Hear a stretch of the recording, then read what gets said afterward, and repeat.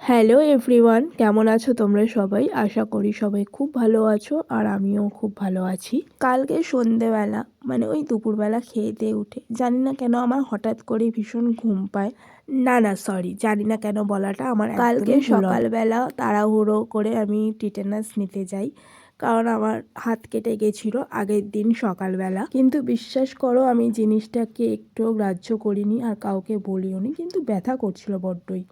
কিন্তু কেটে যাওয়ার পরের দিন মানে ওই ২৪ ঘন্টা হওয়ার ঠিক আধা ঘন্টা আগে আমি আমার মাকে বলি আমার এরকম হাত কেটে গেছে, আর তখনই মা আমাকে বলে এক্ষুনি গিয়ে টিটেনাস নিয়ে আসার জন্য। কিন্তু এই টিটেনাস নেওয়ার পরে যে আমার কি ব্যথা হয়েছে একমাত্র আমিই জানি।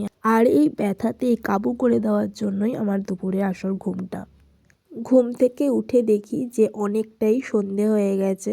তারপরে উঠে বিছানাটা একটু ক্লিন করে নিয়ে একটু জল খেয়ে নিলাম। তারপরে ফ্রেশ হয়ে জামা কাপড়টা ছেড়ে চলে গেছিলাম হচ্ছে সন্ধে দেওয়ার জন্য।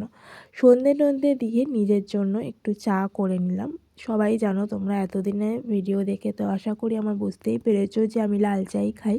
তাই নিজের জন্য 1 কাপ গরম গরম চা করে নিলাম। চা নিয়ে চলে আসার সময় দেখি ঘড়িতে তখন 7:30 মতো, অনেকটাই বেলা হয়ে গেছিলো।